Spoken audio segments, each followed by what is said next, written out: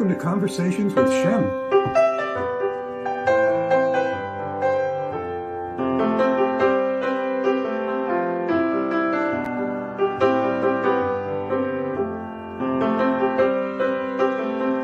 Our focus is to show how to put the human back into healthcare.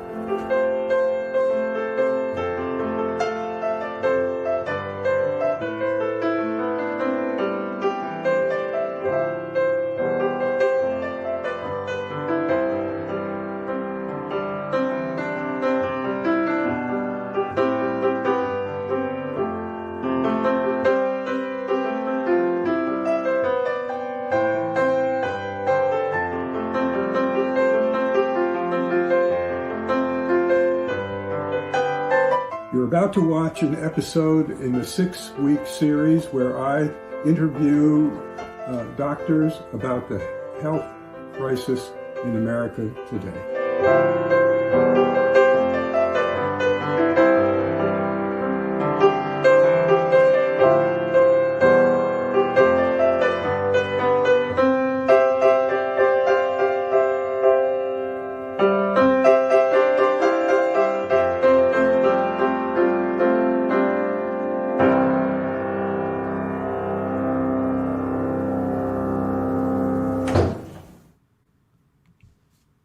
Hello to everybody out there. My name is Donna Coriel and I'm the creator of SoMeDocs, and I could not be more excited to present this episode 2 of the 6-week series called Conversations with Shem, where famous author Samuel Shem of the House of God and Man's Fourth Best Hospital joins us for a lively discussion with a 3-physician panel that changes every week. Now, I would love to, first of all, on SoMeDocs.com, you can find the links to every episode that is happening, including live and including post-airing. And so you can find all of that there. And like I said, every week there are different physicians on the panel.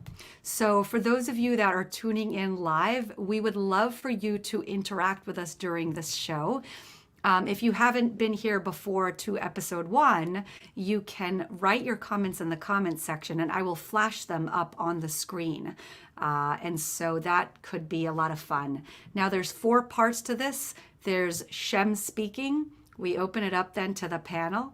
We've got then a Q&A session, and then we close it up with a reading. And so that's it.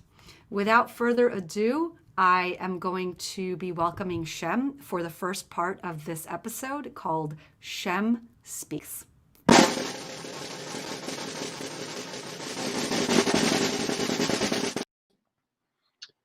Hi there, welcome.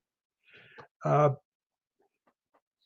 House of God, when it came out in 1978, if you can believe it, was a controversial book. And I was on the Harvard Med faculty, and they hated me.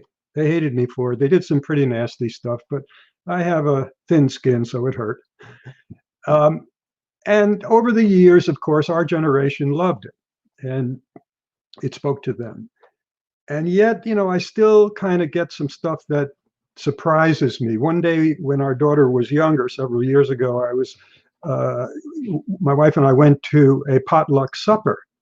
And I'm going around trying to figure out who to talk to. And I see these 2 women talking, and I go up a little bit closer, and I hear they're doctors. And I say, fantastic. And a little closer, and they're from the Beth Israel Hospital, my alma mater, the basis for the House of God. So I sit down and wait for a chance to say something. And I say, well, you know, I may not be the most favorite doctor at the Beth Israel Hospital. And this woman looks at me and she says, well, you can't be as bad as that guy that wrote that book. And there was this delicious moment. Do I tell her? Don't I tell her? And I decided, I'll tell her. Well, I am the guy that wrote that book. And she blushed from top to bottom. And that was the last play date our daughter had with her daughter. Now it's safe, as you can see by this wonderful, wonderful series. I can really go public. Last week, I started off telling about my lineage, which is from the 60s. I won't go through all of that, but I'll give you one little taste of it. In the spring of my first year at Harvard Medical School, we were just about to start the kidney training. And just before that, this was now in the 60s. It was in May 1970. There were protests against the Vietnam War in Ohio, and the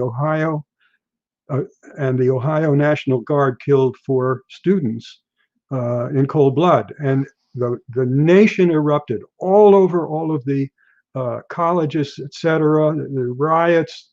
I mean, there were almost every big city was in flames, and people were going out on strike. The students all over the country, and we were just starting the kidney block, and we had to decide whether we would go out and join the guys that were on strike. And we commandeered an amphitheater, and people would get up and give speeches like, if we go out on strike, we'll never learn the kidney.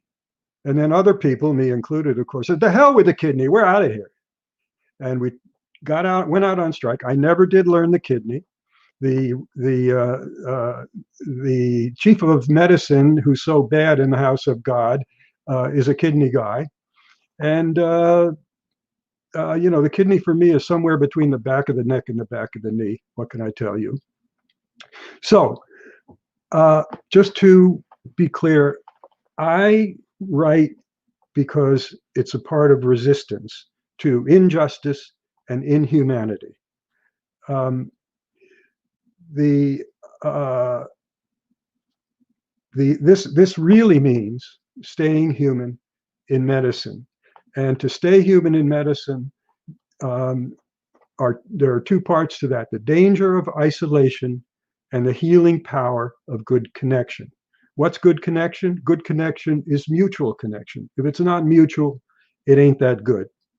And so I'll be talking various times through this series on getting to mutual, on a shift to the we, not I or you, but the we. So what was inhuman about the house of God? Well, it was the house of God, the Beth Israel Hospital, was a large power over system. And in those systems, as you know, the pressure comes down and people get isolated. You notice in the novel, as the pressure comes down, the interns, who started really as a tight group, scatter and get isolated in 3 ways. They're isolated from each other. Each is isolated from their authentic experience of the system itself. And then, and this is not a problem so much now, but then each of us was separated from our loved ones. There was no life outside of that hospital. And in the book, Barry, the girlfriend of Roy, the hero, only comes into the house of God once. And that's quite an event when it happens. Okay, so what is the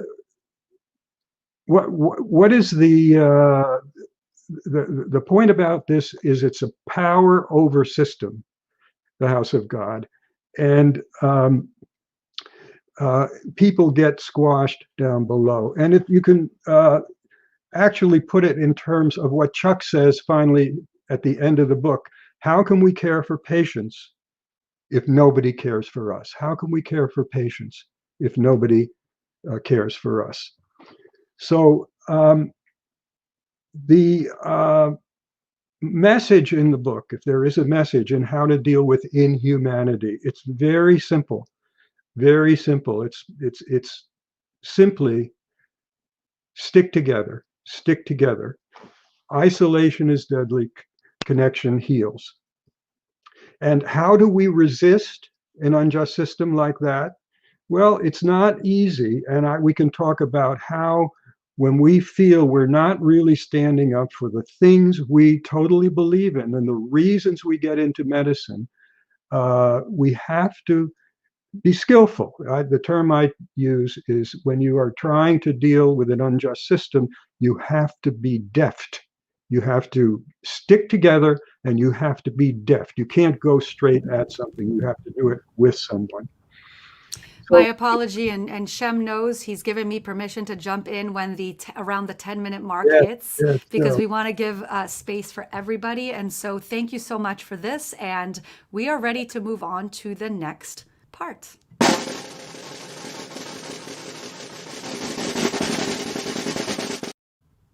All right, so without further ado, I'm actually going to introduce the panel at this point. And so let me bring each of them up onto the virtual stage. For those of you watching at home, please continue bringing, commenting and everything. We're following and we love it. All right, so I'm going to start with Dr. Nicole Washington. I'm going to unmute you. And Dr. Nicole Washington, that's her bio right there. Please know that all of the panelists' bios are on our website in their episodes.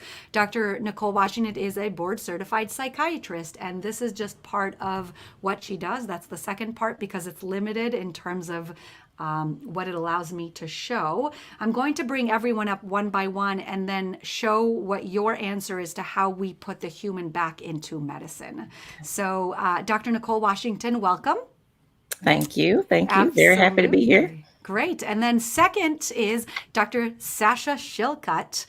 She is a anesthesiologist, and here is her first part of her bio. She is a tenured professor and vice chair in the Department of Anesthesiology at the University of Nebraska Medical Center. And she's got lots of other things in her bio, which you could check out at somidocs.com. And she will be speaking to us, and we're super excited to have her as well. So Sasha, welcome. Thank you for having me. Absolutely. And then we're going to also add our third panelist, Dr. Dreyon Burch, who wants to be known as Dr. Dre. And so he is a board-certified obstetrician and gynecologist and a nationally recognized best-selling author, international speaker, medical business consultant, media personality, and lots of other things that, again, you could check out on our website. So without further ado, I'm going to actually let Shem conduct the panel discussion, and I'm going to actually allow myself to get off of the stage. So here we go. Take it. So we're just open it up and anybody, anything. The only other thing I was just going to say is that this is an auspicious time. Mm-hmm. With the no matter what your politics are, if this is the opportunity to somehow get together and help make a more humane healthcare system. So, I just want to put that in the back of all of our heads, because guess what? It's not impossible that if we got together, we could do some good with this new group. So go ahead. Anybody, questions, comments? Well, I'll speak up and say I really resonated with when you said connections are key. And I think when in 2020, when there is so much going on outside of the walls of the hospital that are influencing what's happening inside, it can feel sometimes overwhelming to me as a leader in medicine. Who should I help first? Like, should I help my patients, or should I help my partners, or should I help those in the operating room today, like on the team, like, because you feel this burden of overwhelm right now. And so one thing that is kind of been my little phrase mantra that I keep playing in my head every day is try to connect with people in my view. And in my view changes every day, because some days I'm in an operating room, someday I'm in my teaching, mode, someday I'm doing research, but whoever's in my view that day, that's who I can help. So that's something that is kind of calmed somewhat of my anxiety of feeling like I'm not doing enough to connect. I don't know if that resonates with anyone else on the panel, but just those little words, in my view, has really helped me. Mm-hmm. Yeah, it absolutely does. So I take care of a lot of physicians in my practice, and so that whole connection thing is key, because historically we have not, as physicians, felt connected to other physicians. And so when we've dealt with the mental health things, or even if it's just burnout, but many are dealing with way more than burnout. We're talking serious depression and anxiety and hopelessness and suicidal thoughts and things like that. And we don't always feel connected to each other because medicine has historically not allowed us to show that part of us, or to be vulnerable, or to say that we needed help, or else we risk being thought of as less than a physician or less than somehow. And that is something that a lot of the docs I take care of are really, really struggling with right now. So I think that connection piece is super, super important. So connection is great, but we also should think about respect from our patients, respect from our colleagues, respect from the community, especially during these times. Like, all of us have worked on the pandemic, right? And we've had things happen to us that we were like, is this really going on in medicine right now? We really sacrificed our life at this moment to be disrespected by America, right? So that really hurt my heart when, COVID happened and we didn't have what we needed to save the world. I was just like, hey, doctors, we need to save ourselves.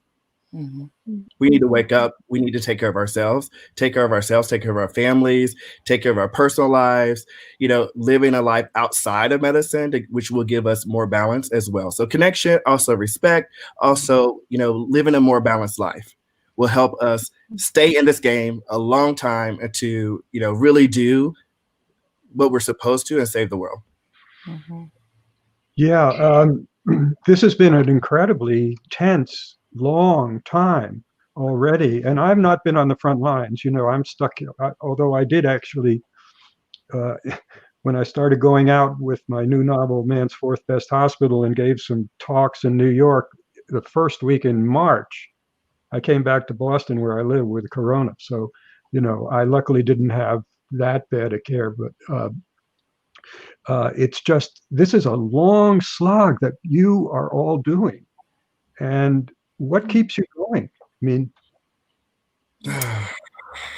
for me, it's protecting my peace is my number one mantra these days. So I am, whatever that means. I sleep 8 to 9 hours a night, and I have a great family, and I know how to turn my ringer off on my phone, and I know how not to look at social media when I don't have to.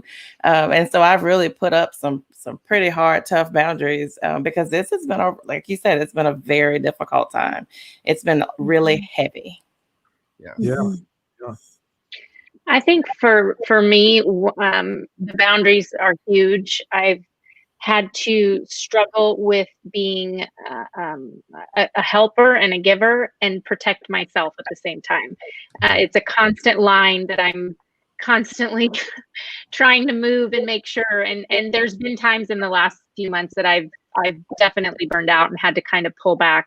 I have had to embrace the fact that it's okay to grieve and make space for grief, which I think as an anesthesiologist, I know how to compartmentalize. So I know how to lose a patient, or suffer a great loss, and then go take care of the next patient right away because that patient needs me. But in the last 6 months, I haven't been able to do that very well I've recognized like there's so much loss right now. There's so much loss that I have to give space for grief. So I've had to actually change the way that I practice medicine. And I think that's probably good. It's probably a way that I actually want to continue to practice medicine and not compartmentalize as much. So I think the key for me is having a life outside of medicine. So, I like to write books. I like to speak on stages. So doctors who are listening, make sure you are finding a hobby, something that you can do that's not related to medicine at all. Not related at all. Not related, right? So that's the key for me to have a balanced life. I really have a life outside of medicine. So medicine is probably 40% of my life. Now with telemedicine, locums, concierge, it's about 40% of my life, and then 60% is all the other things I love doing. And that's actually helped me stay in the game longer. So for me, like, I always said, hey, I'm not going to be that 70-year-old doctor who is working and then retire, but I can see myself living that life as long as I have that balance. Yeah. Yeah. What about the institutions? If some of you are in the institutions, I guess all of you, what about the institutions and how this either makes it easier or better, easier or worse, actually? What you're in a all of you are working in pretty large hierarchies, I would guess. And where do you stand? How are you treated? Where's the kindness, etc.? This is, as you know, it's not, I mean, this is what Man's Fourth is all about. It's been takeover by non-doctors or, on the top of these big chain hospitals. And we're going, I mean, the burnout quote or moral injury plague is with us, for the last few years and getting worse. So what's it like in the systems that you're in? I'd be very interested in that. As a locums doc and going to different places and seeing different systems, that's been probably the most interesting part for me about doing locums, is being able to see how these different systems treat, their workforce. And some of them do really great jobs, and some of them don't do great jobs. I think, the doctors and the nurses and the staff are all extremely frustrated by the facilities who put out these, hang in there, you're doing a great job. They send out these really long emails that are, we love you, we love you so much, we can't do this without you. But then, these doctors and nurses are reusing PPE, and they're having to, they're being asked to do things that are dangerous. And so that, I think, a lot of the doctors that I take care of and a lot of the people I encounter in work settings are frustrated, and it feels like lip service. I think, frankly, in general, it feels like the facilities have totally forgotten. To them, it feels like the facilities have forgotten about what it is that is important to their people, and that they're definitely not taking their stakeholders' needs at heart. Uh-huh. I'm in I'm in a tertiary care center, traditional academic medicine, with medical students and residents and fellows. And we're the biggest health center in hundreds of miles. So we take care of many rural populations. Small community hospitals refer to us. So we are definitely in a surge right now. We have very few beds left. We're working. We at one point had 3 COVID teams. I think now we have 14. So it's an explosion right now for us.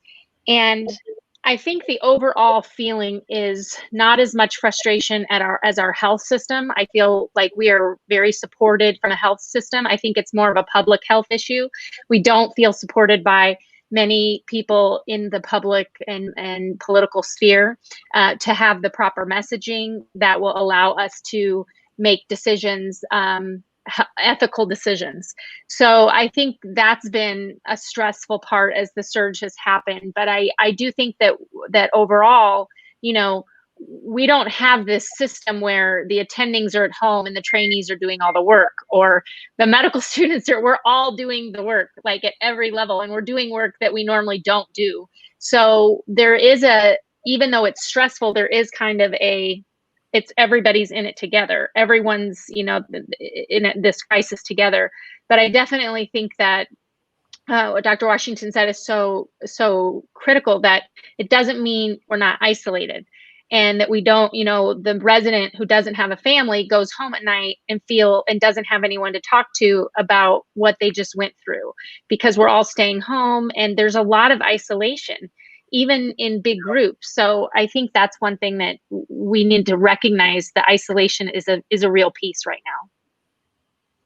Yeah, I can imagine it. Yeah.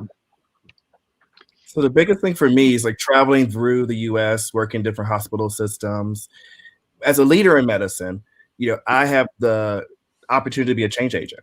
So if I see something not correct, if I see doctors not having PPE or nurses not having the appropriate things that they need, I can speak up. And doctors who are here, who are listening, you have to speak up for yourself and for your colleagues. We have to take care of ourselves. We are our best advocate right now. Okay. So if you see something going on in medicine and you know it's not right, this is your chance to make a difference. Well, I applaud that, because the strangest thing for me, seeing how medicine has gone these 40 years, almost 50 years, whatever, is how we doctors have really let go of our power. Mm-hmm. You know, we really have. And it reminds me of, the metaphor I use is if you're in a theater and somebody falls down on stage, does the shout go up? Is there an insurance executive in the house? Right? No. I mean, this is the crazy this is the crazy thing. We do the work. We have the power. But one of the things, as opposed to nurses, in fact, is that we don't get together. We just don't get together. And the nurses are a tremendous beacon. They almost never, if they decide to go out on a strike or whatever, they almost never lose. And it breaks my heart to see, because I started when it was a lot better, right, for doctors. Doctors were, there were a lot of bad things about it in those days, but first came managed care. And this managed care, this was just an anecdote. I'm in Massachusetts. And we started to get these letters in the 80s from managed care. And they said, join up with us or you won't have any patients. Mm-hmm. So what happened? Instead of getting together, what do you mean? You can't treat them. We do that work. Instead of that, we pushed each other. I didn't, but we pushed each other out of the way, and boom, that was the start of it. Mm-hmm. So what are your thoughts about that? Why we don't really act in our interest more? It's all about the patient in medicine. Yeah. That's who we are. So at 6 years old, I decided to be a healer. And that's been with me forever. And it will be with me forever, because that's God's given purpose for all of us here, to be healers for the world. Yeah. So when you have that burden on your back and say, hey, I'm here for a greater purpose, I'm here to really make humanity a better place, we come last. We put ourselves last. When someone else comes in and says, hey, we can give you this office, we can do all the administrative stuff, all you have to do is see the patient. We bought the dream. Yes, right. Exactly. We bought the dream. So now we're saying, okay, maybe that wasn't a good idea. Wasn't a great idea, doc. Now we have lost our power, and we're slowly getting it back. So doctors are going into concierge. Doctors are doing telemedicine, especially because of COVID. They're doing telemedicine from their house. Doctors are doing direct primary care. Doctors are doing locums. They're working part-time, just really to have that balance and really strategizing how they can get their power back in their life to still serve humanity in a big way. Yeah. I also think those of us who are tasked with training future physicians, we have to change the culture in medicine, because the culture in medicine says the patient comes first. It says that we all have heard the stories of the resident who was having surgery and was in the hospital that they work in, and they brought the IV pole to grand rounds or to morning report or whatever it is, because that's what they did. I remember having a daughter January 13th of a year in residency, and we're taking call every other day up until that point, because I needed to get my call shifts out the way so that I didn't inconvenience my colleagues who were on service, right? I didn't want them thinking, oh, here she is, she can't take call because she's pregnant. And then I had a pacemaker put in a week postpartum, and then I was back in academic afternoon like 2 weeks later, and nobody ever said, hey, you don't have to be here. Like you probably shouldn't be here, because everybody's expectation is that the job comes first. Nobody ever talks about our own self-care. We're all unhealthy because we can't take off to go to our own doctor's appointments because we are taking care of everybody else, and we don't have that in the system. And we have to change that at the medical student level. Day one, we need to teach them how to find that so that they don't end up where we see ourselves now. Yeah. Do any of you who are in touch with medical students see them as people who are now going to sort of learn to take the risk to make their lives better or not? Because I teach at NYU, I see a bunch of them. What do you think about students?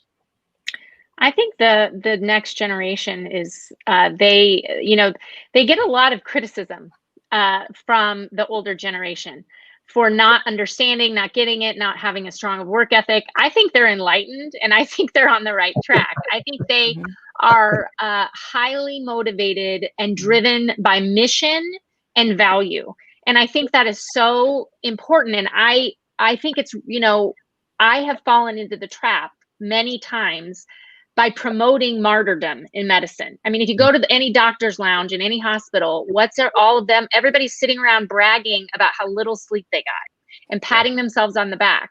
And I have recognized in myself to really change that narrative when I'm speaking to the trainees. So I will tell them, yesterday I took a nap.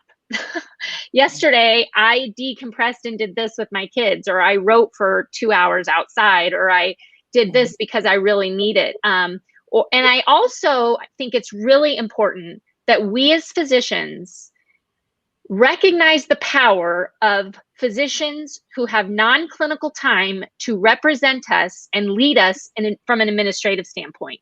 Because as much as we want to say we need to take our power back, we also hear a lot of physicians criticizing physicians who lead in administrative roles. Like the minute they leave their clinical work, they're not doing real work. But we need physicians to be on our behalf saying, oh, wait a minute, you guys, that's not going to work. That workflow will not work for patients. That workflow will not work for our work-life balance, right?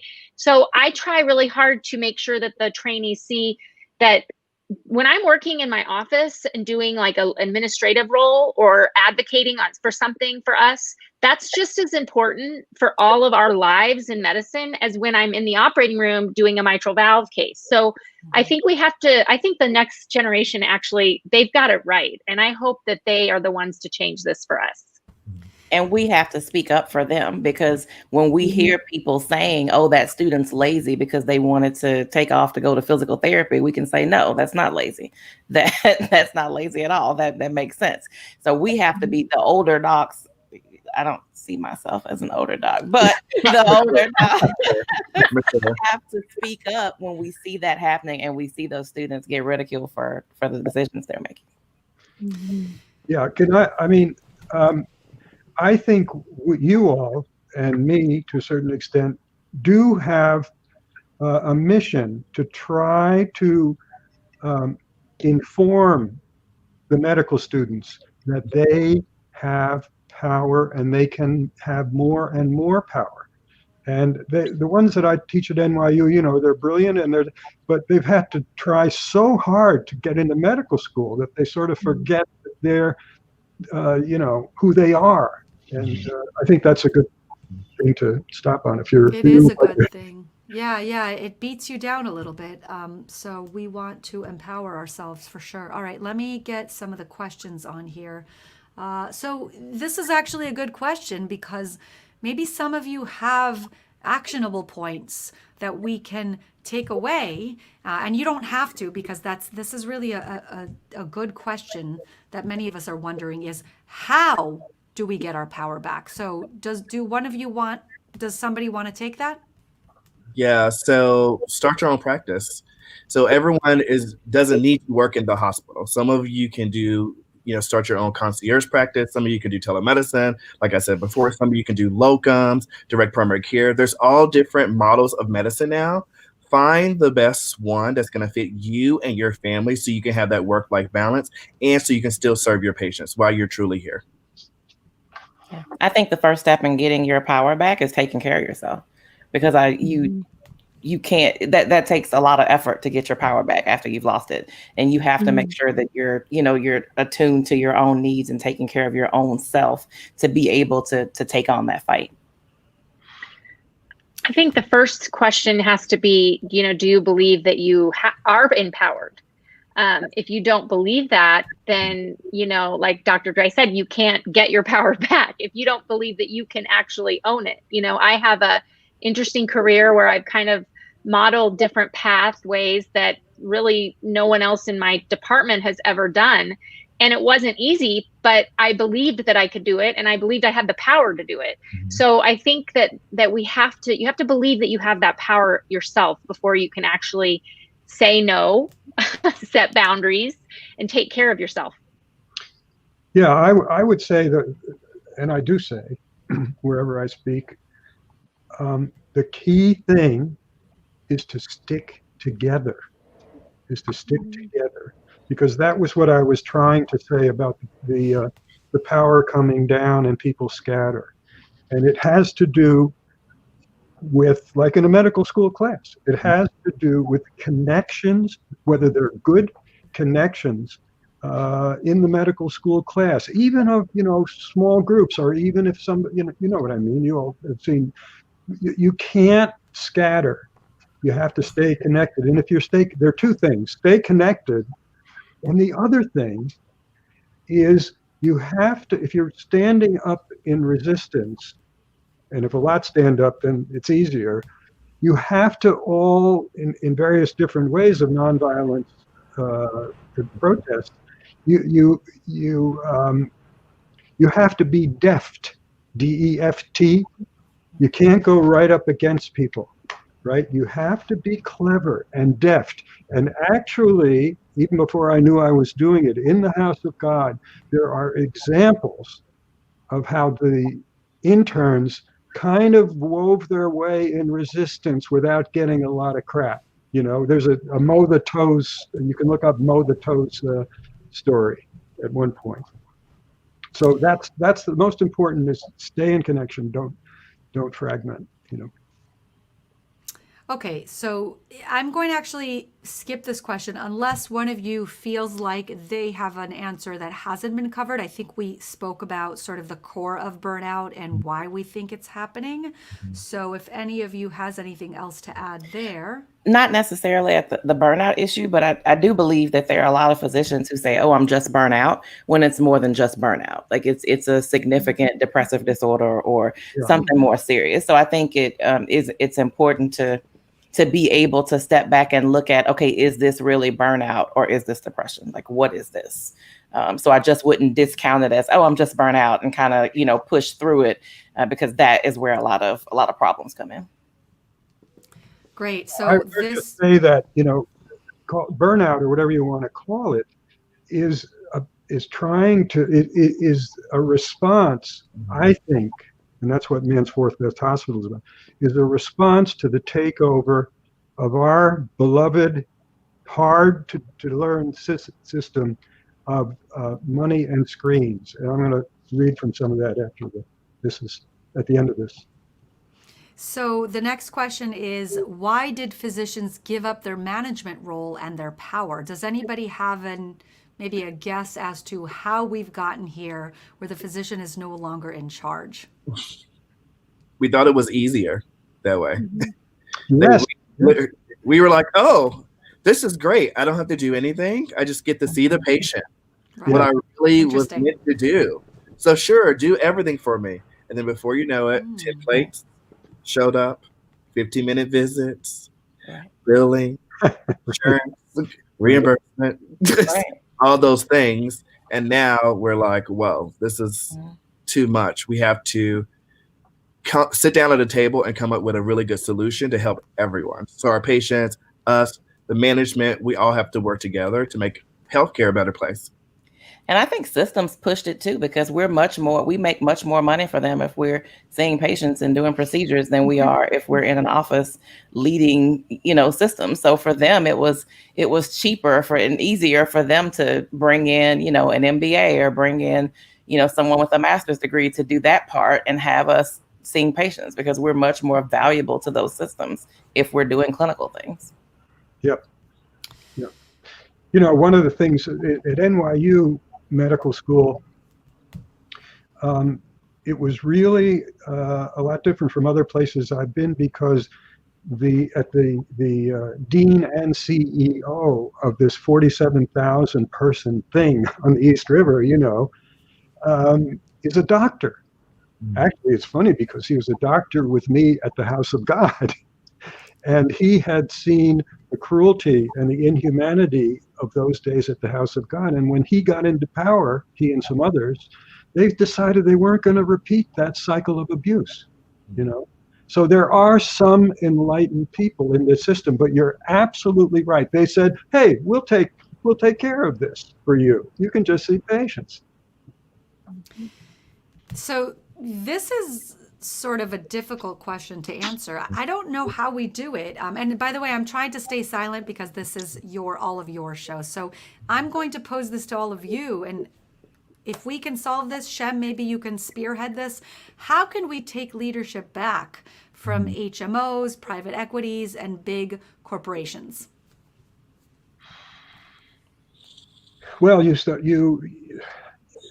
small and you start to try to build an organization, and there's a lot, you know, there are a lot of people who want to change this. And I think, as I said, the new regime in Washington might be more receptive. There are some very, very good people on that Corona thing. So it's the usual thing. It's this getting together, start little, do it in your hospital, right? You know, say that we want this different, we want that different, and they can't last a week without us. I mean, I'll tell you one quick story. The nurses in Boston were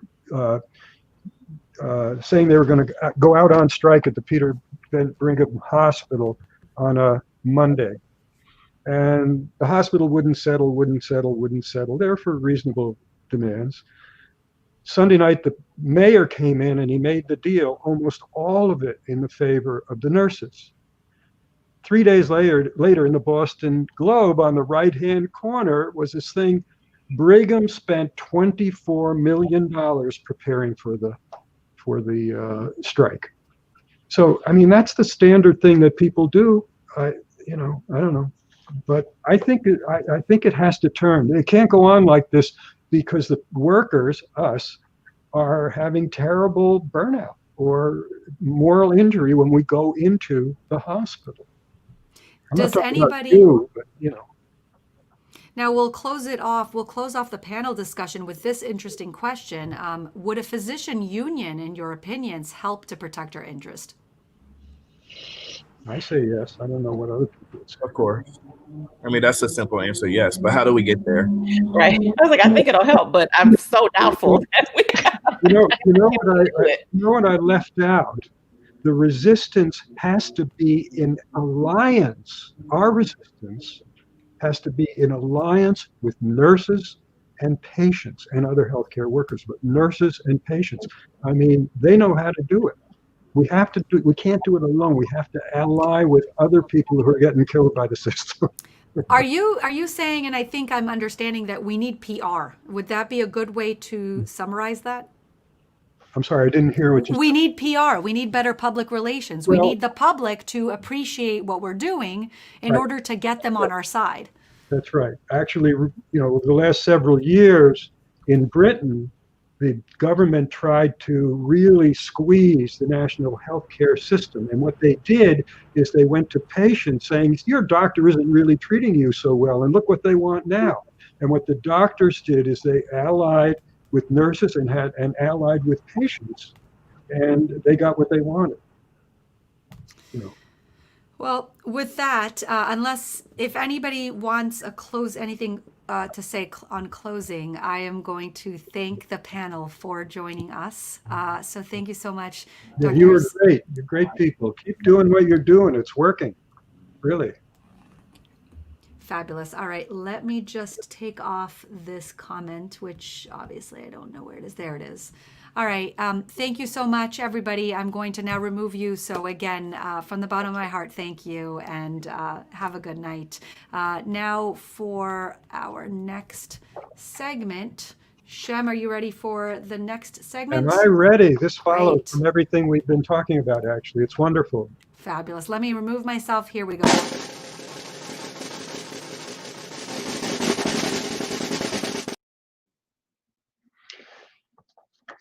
I got lucky 5 or 6 years ago when I was offered to come to NYU Medical School to be a professor in medical humanities. And I had been out of medicine for quite a while, and all of a sudden, I found myself back into modern medicine, which I hadn't really been on the inside at for quite a while.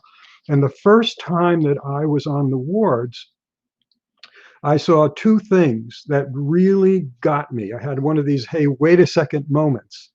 You know, this is inhumane, and we have to do something about it. And it's Roy Bash, the same narrator as in The House of God, says at the beginning, I've called to write this book because it's at a time when medicine could go one of either two ways, either toward more humane care or toward money and screens, which means money and money, because as we know, the computer screens are billing screens mainly.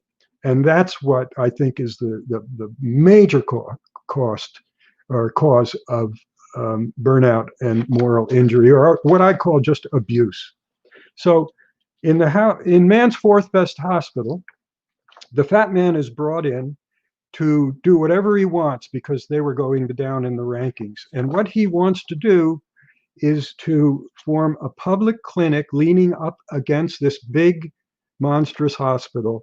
And he rounds up all the same people, Roy and Barry and Eat My Dust Eddie and Hyper Hooper and the Runt and Chuck. He gets them together, and a lot of women this now, so I have parody. And he says his dream with this clinic is to put the human back into medicine, to put the human back into medicine. That was my challenge in writing the novel, and it's out there. This is early on, as when the doctors of the clinic are getting their first orientation to the electronic medical record called HEAL, HEAL. And in the Fat Man Clinic, what about billing? We would do it ourselves on our screens using HEAL, the EHR, or electronic health record system that Buddies, which is the overarching conglomerate that crushes Man's Best Hospital, Buddies had installed in Man's Fourth Best and its other hospitals and clinics at a cost of $2.6 billion, incurring a 20-year debt, without any data proving that it would be good for safety or quality or patient care. We docs had an orientation to HEAL.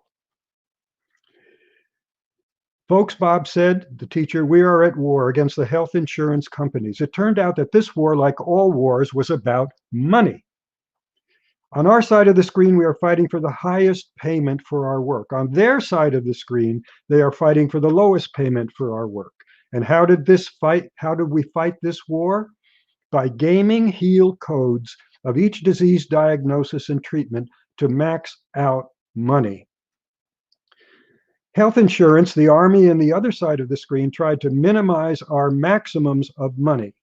Bad news, said Bob. The good news, we have 334 people in the billing building. The Billables, also the name of their a cappella group. They're our allies, our in-house battalion in the war. In real time, they track your choices to max out money. Bob made clear that the more expensive the diagnosis and treatment codes clicked, the more fourth best money was made. We nicknamed our elite billing enforcer team Coders for Cash. They work out of a war room on an undisclosed location. We're watching each of you for your choice of click codes from admission to discharge. Finally, doing procedures on patients makes the most money. Surgical procedures make the most money. Medical care makes the least. He paused, then said fiercely, except for the diagnosis of sepsis, severe. After you click sepsis, the pop-ups ask mild, medium, or hot, severe, like at a Thai restaurant.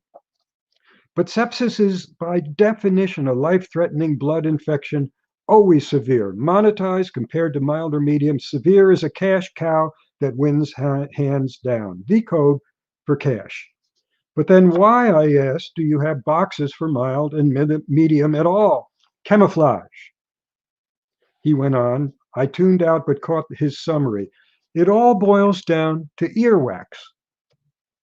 He spoke passionately about how to squeeze the most money out of earwax. First, in a moving historical tour, he said, earwax is an untapped pool, rampant in our senior citizens, a cause of deafness. How many of you routinely earwax your patients? We took this as rhetorical and did not reply. The money in earwax flows by clicking this diagnosis in almost all patients and removing as much volume as you can. You have to choose between two codes for earwax removal. 40773 is for just taking this syringe and washing it out, reimbursed at $77.33. With 40774, using the metal scooper thingy to remove it, $182.57. The difference, $105. And doing both, $259.90, more than the sum of its parts. Multiply per person per year, millions. Guess which procedure for full extraction and max liquidity is preferable?